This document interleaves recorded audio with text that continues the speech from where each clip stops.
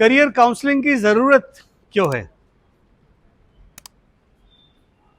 दुनिया में 6,500 6,500 करियर्स हैं एंड हमारी अवेयरनेस 10 से 12 करियर्स के ऊपर नहीं है. In spite of we living in a Google age, internet age, our limitation is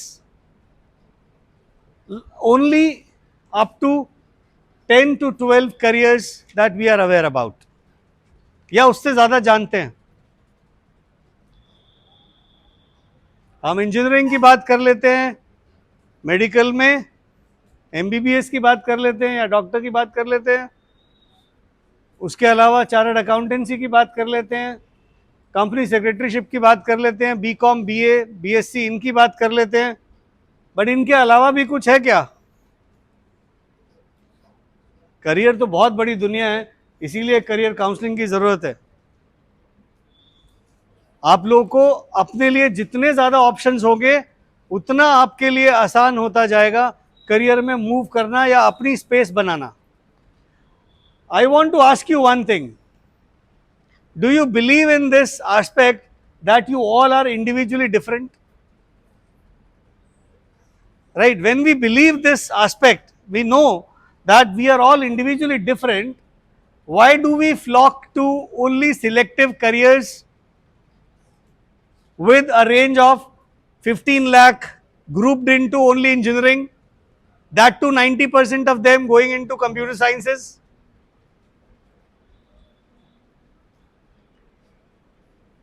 Why 20 lakh people flock only to become only one doctor? क्या बाकी करियर्स या कुछ और करने की एबिलिटी क्या नहीं है हमारे में?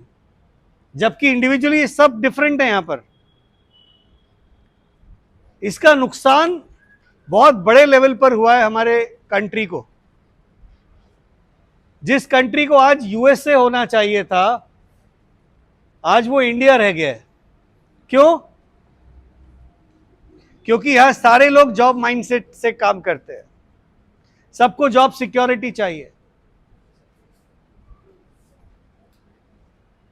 एजुकेशन ऐसी हो जिसमें हमको बस जॉब मिल जाए. How do Americans think? They think differently. उन्होंने क्या करा? वर्ल्ड के सबसे अच्छे ब्रेन्स को हायर कर लिया, खरीद लिया. या आप अपने सपने छोड़ दीजिए, हमारे सपने पूरे करिए. आप आइए, सबसे बढ़िया यूनिवर्सिटीज आपको पूरे वर्ल्ड में कहां मिलेंगी? US पे. उन्होंने सबसे बढ़िया इंस्टीट्यूशंस बनाए पूरे वर्ल्ड में, और बहुत सारे क्राउड को अट्रैक्ट करा. हालांकि पूरे वर्ल्ड में अगर देखा जाए तो आज भी सबसे ज़्यादा यूनिवर्सिटीज़ US में हैं, और एबिलिटी टू सस्टेन, किसी ऐसे कंट्री की एबिलिटी जो ज़्यादा से ज़्यादा इंटरनेशनल स्टूडेंट्स को सस्टेन कर सकता है, वो भी US से ही है. सो समहाउ स्ट्रैटेजी ये है उनकी कि हम यहाँ के बेस्ट ब्रेन्स को हायर करेंगे, यहाँ से IITs से या अच्छे इंजीनियरिंग कॉलेजेस से लोगों को लेके उनको एक अच्छा पैकेज देंगे. राइट? उनका जीवन तो डेफिनेटली बेटर होता ही है, लाइफस्टाइल तो बेटर होता ही है, लेकिन एक बहुत बड़ा लॉन्ग टर्म एडवांटेज वो खो देते हैं सिर्फ एक कमी की वजह से. That is, we are the most risk averse people in the world. सबसे कम रिस्क लेने वाले देशों में शायद हमारा नाम आता है. हमारे लोग बहुत कम रिस्क लेने में बिलीव करते हैं, लेकिन मूवीज के डायलॉग बहुत पसंद करते हैं. रिस्क है तो इश्क है, राइट? डायलॉग्स पसंद करते हैं लेकिन रियल लाइफ में रिस्क टेकर्स बिल्कुल नहीं है। हमारे माँ बाप बहुत प्रोटेक्टिव हैं बच्चों को लेकर के, बहुत ज्यादा पैम्परिंग होती है। इंडिपेंडेंट तो बच्चे है ही नहीं, हर बात के लिए परमिशन, खुद का डिसीजन मेकिंग नील। माँ बाप कहेंगे इंजीनियरिंग कर लो, अच्छा अब ये भी तो है, अब पेरेंट्स की नॉलेज तो शायद 10-12 जो हमें पता है, पेरेंट्स को तो शायद 2-4 ही पता है। वो तो कहेंगे कि क्योंकि हमारे पड़ोस में इस बच्चे ने इंजीनियरिंग करा था और उसका पैकेज लगा है तो आपको तो इंजीनियरिंग ही करना है, या क्योंकि वो हमारे पड़ोस में उसका बच्चा डॉक्टर बना है एंड वो आज सेटल है लाइफ में, तो तुम्हें डॉक्टर ही बनना है। तो दूसरों को देख के हम करियर आज भी चुनते हैं, जबकि करियर चुनने का सही तरीका क्या है? खुद को पहचानना, खुद को डिस्कवर करना। और जिन लोगों ने खुद को डिस्कवर करा वो सचिन तेंदुलकर भी बन गए, आमिर खान भी बन गए, राइट? आतिफ असलम भी बन गए, राइट? कुछ भी जो जो उन्होंने चाहा था वो बन गए, क्योंकि उन्होंने खुद को डिस्कवर किया। सो यहां पर करियर अगर पकड़ना है तो करियर पकड़ने के लिए you need to discover yourself. और डिस्कवरी में क्या चाहिए, क्या चीजें पकड़नी है हमको अपने बारे में? हमारी नेचुरल एबिलिटी क्या है, नेचुरल वे में हम किन काम में सबसे अच्छे हैं, कौन से ऐसे काम हैं जिसमें हमें काम करने की जरूरत नहीं लगती, ऐसा लगता है कि ये तो बहुत आसान है हमारे लिए, और हम उसमें समय भी बहुत देते हैं, और हमारी एबिलिटी भी उन कामों में बहुत अच्छी है, नेचुरल है। मैं आपसे पूछता हूं, अगर 2 तरह के लोग हैं, एक जिनको सपोज एक मैथमेटिक्स का सब्जेक्ट ले लेता हूं, for example maths as a subject, एक स्टूडेंट ऐसा है जो खुद ही पढ़ लेता है, जिसको खुद समझ में आता है, और एक ऐसा है जिसको रोज ट्यूशन पढ़नी पड़ती है। नेचुरल एबिलिटी किसकी अच्छी होगी? जो खुद इंडिपेंडेंट है उस सब्जेक्ट को लेके, और जितना इंडिपेंडेंट है उतनी chances of success in numerical careers उसकी ज्यादा है, बजाय कि जो जिनको पुश करना पड़ रहा है, जबरदस्ती सिखाना पड़ रहा है मैथ्स, उसके बाद भी नंबर के अच्छे आ जाते हैं मैथ्स में, ट्यूशन पढ़ने के बाद भी क्या अच्छा हो जाता है? नहीं होता है। जब कंपटीशन 15 लाख 20 लाख लोगों का हो तो वहां पर एक ही चीज काम करती है, वो है नेचुरल एबिलिटी। बाय बर्थ आप में किन बातों की, किन एबिलिटीज की विशेषताएं आपके अंदर हैं। सो आई बिलीव कि जो अगर करियर में आगे बढ़ना है तो अपनी नेचुरल एबिलिटी को पहचानिए। जरूरी नहीं है कि सबको एकेडमिकली ही अच्छा होना है। हम जब इस बात को कह रहे हैं कि एकेडमिकली या कैसे भी, हम लोग सारे इंडिविजुअली डिफरेंट हैं, हमारी लाइकिंग प्रेफरेंसेस सब डिफरेंट हैं, तो करियर्स भी तो डिफरेंट होने चाहिए।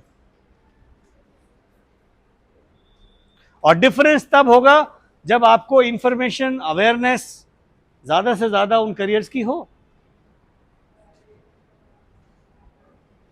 तो आज न्यू एज करियर्स की बात करते हैं। कुछ न्यू एज करियर्स क्या होते हैं? ऐसे करियर्स जो कि केवल डिग्री के लिए नहीं पढ़े जाते, उन करियर्स को आप स्किल कैटेगरी में भी इंक्लूड कर सकते हैं। A particular skill in case you can gain from doing a particular work is also some kind of education. अगर हम बात करें इंजीनियरिंग में, तो नए तरह के इंजीनियरिंग करियर्स कौन से होते हैं? आज के समय के इंजीनियरिंग करियर्स कौन से हैं, बताइए। सॉफ्टवेयर इंजीनियरिंग तो बहुत पुराना फील्ड है, कंप्यूटर साइंस, एरोस्पेस इंजीनियरिंग भी काफी पुराना है। आज के टाइम चाहिए biomedical engineers, robotics is one thing which is required. Pyro engineers कौन से होते हैं? ये PYRO, पायरो, फायरवर्क्स। आप देखते हैं ना आकाश में जो केमिकल रिएक्शंस होते हैं, उससे जो आप जो फायरवर्क्स कर पाते हैं, पटाखे छोड़ पाते हैं, IPL में आप रोज देखते हैं, वो अगर उसमें प्रोपोर्शन उल्टा सीधा हो जाए तो वो कुछ का कुछ हो सकता है। लेकिन वो काम किसका है? इंजीनियर का है, कि वो पायरोवर्क्स जो है, वो फायरवर्क्स जो हो रहे हैं, वो बिल्कुल सही केमिकल रिएक्शन हो रहा है और वो इतना ब्यूटीफाई हो रहा है, उसमें अलग अलग कलर्स आ रहे हैं। वो कलर्स भी क्यों आ रहे हैं? क्योंकि उनको ऐसे डिजाइन करा गया है। ऐसे engineers, data scientist, analyst, artificial intelligence, machine learners, right, ये आज की डिमांड है। क्रिप्टो एनालिस्ट क्या होते हैं? क्रिप्टो, जितना भी ये हैकिंग वाला वर्क होता है, साइबर सिक्योरिटी से रिलेटेड, उनको हैक ना करने देने की एबिलिटी क्रिप्टो इंजीनियर्स में होती है। वो जो हैक कर पाते हैं, उनसे भी बेटर एल्गोरिथम्स डिजाइन करना मैथमेटिक्स में, that is the work of crypto analyst. तो इस तरह के इंजीनियर्स, जिनके बारे में आपने अभी शायद पढ़ा ही नहीं है। Food technologist,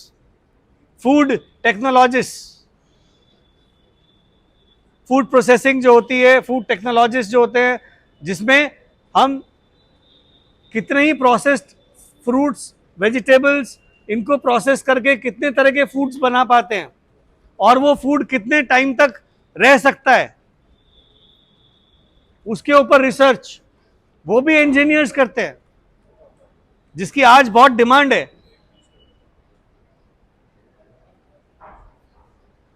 environment scientist, plant, animals, humans, इनके बीच में बैलेंस बनाना, इकोलॉजी को संभालना, ये भी तो इंजीनियर्स का काम है।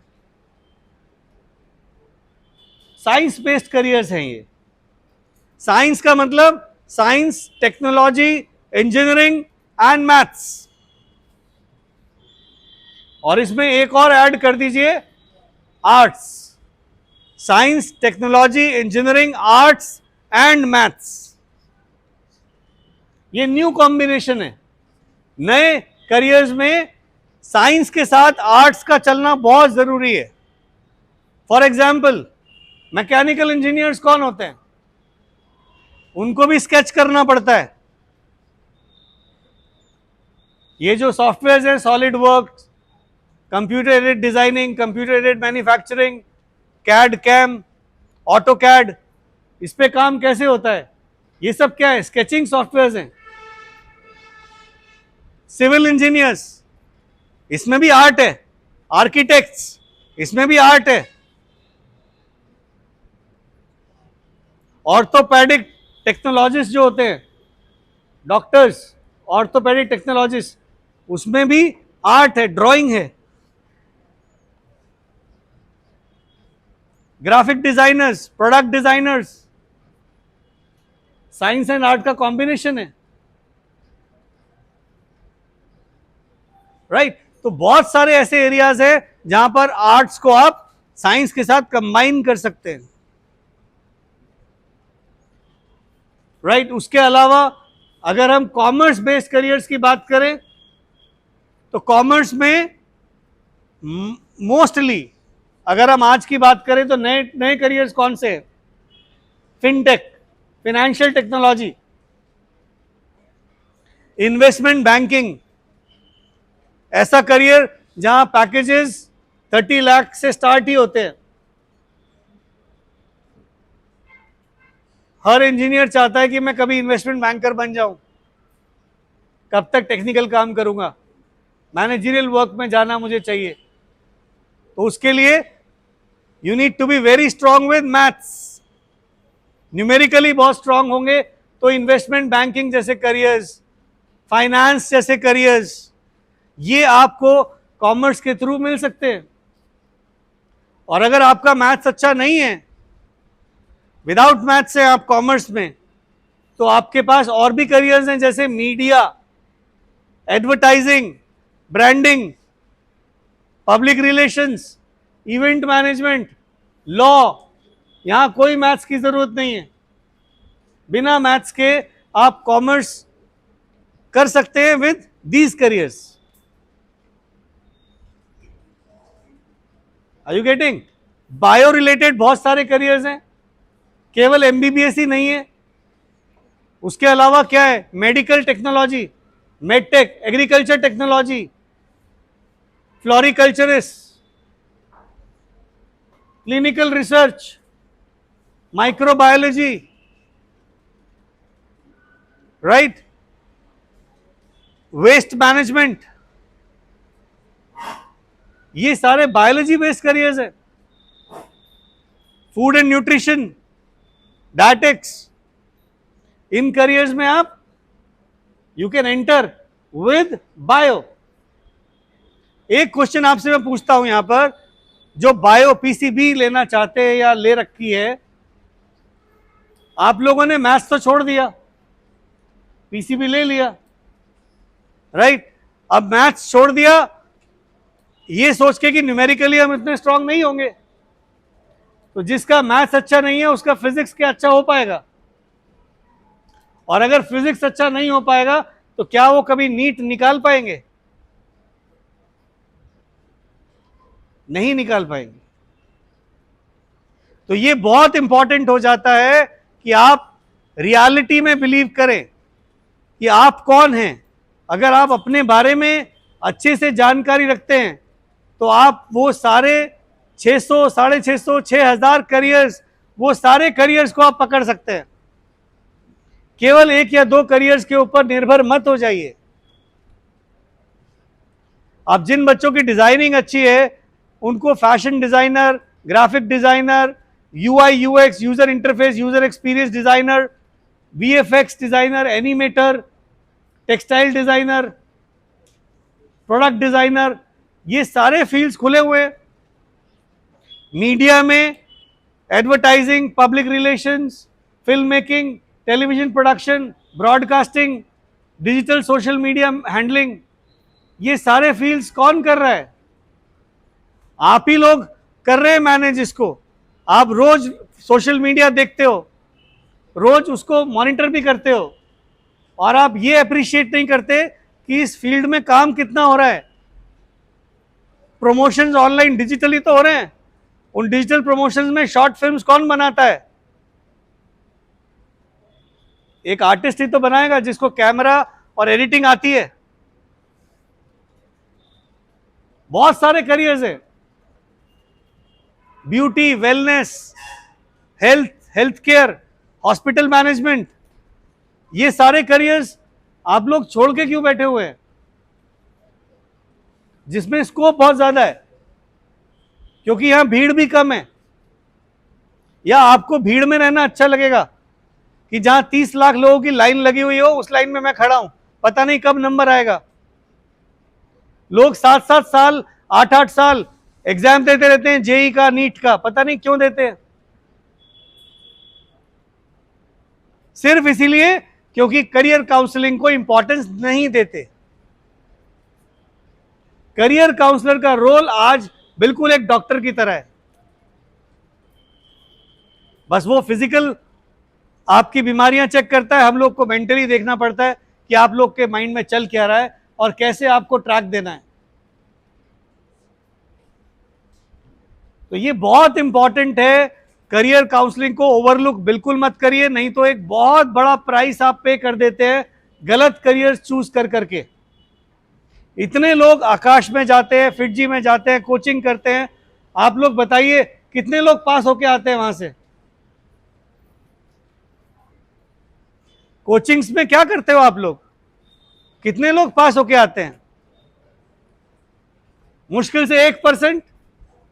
और वो 1% कौन होते हैं? जिनकी नेचुरल एबिलिटी होती है, वो कोचिंग से पास नहीं होते।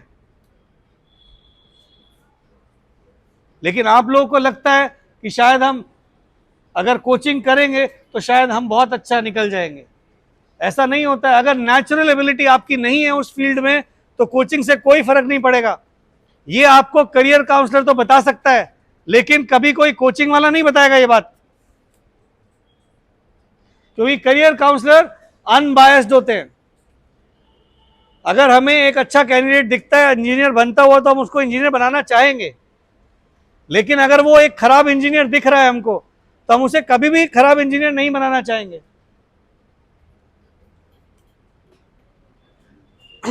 तो आपकी स्किल्स बहुत अलग अलग तरह की हो सकती हैं एंड आपको कोशिश करनी चाहिए कि अपनी स्किल्स के ऊपर काम करना है।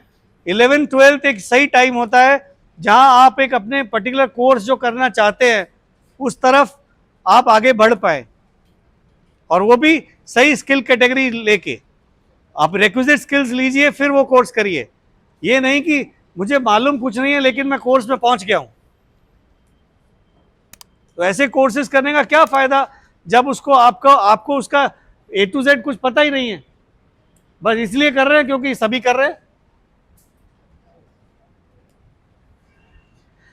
अभी जितने मैंने नए करियर्स बताए आपको, आई एम श्योर ये आपको याद नहीं रहेंगे क्योंकि आपने कहीं लिखा नहीं है, आपके पास नोटबुक राइटिंग कुछ नहीं था अभी, राइट? तो ये हमेशा ध्यान रखिए, कभी भी कोई बाहर से आपके साथ इंटरेक्शन करने आता है तो सबसे पहले आपके पास पेन और नोटबुक तो हमेशा होना ही चाहिए। केयरलेसनेस बहुत ज़्यादा है, राइट? और करियर में डिसिप्लिन चाहिए पहले। अगर डिसिप्लिन नहीं है तो आपका सारा टैलेंट यूजलेस है, किसी काम का नहीं है वो। आप ट्रस्टवर्दी नहीं है, केयरिंग नहीं है, हम्बल नहीं है, आपकी कैपेबिलिटी मेरे किसी काम की नहीं है। आप कितने कैपेबल हो, right? So try to focus upon more important things, that is your character, your own value system. आप किन बातों को वैल्यू करते हो, क्या स्किल सेट आपके साथ होना चाहिए, इनके ऊपर अगर थोड़ा सा प्रयास करोगे आप तो करियर तो बन ही जाएगा, राइट? एंड कोशिश करिए कि आप ये भीड़ वाले करियर से बाहर निकलिए। और अगर आपको कोई हेल्प चाहिए उसके लिए यू कैन फाइंड मी। आप इंडिविजुअल करियर काउंसलिंग सेशंस करवा सकते हैं। They are paid sessions individually for each one of you. आप लोग इंडिविजुअली बुक कर सकते हैं session. I have my website lovejain.com। So lovejain.com पर जाके आप वहां पर बुक कर सकते हैं इंडिविजुअल सेशन की आपके साथ क्या बेस्ट हो सकता है with your parents. We can have a Zoom session 1-on-1, right? वो सबसे अच्छा तरीका रहेगा टू फाइंड कि आपको करना क्या चाहिए एक प्लान के साथ। आंख बंद करके कुछ भी कर लेना, कैसे भी चल लेना is not the right approach in education,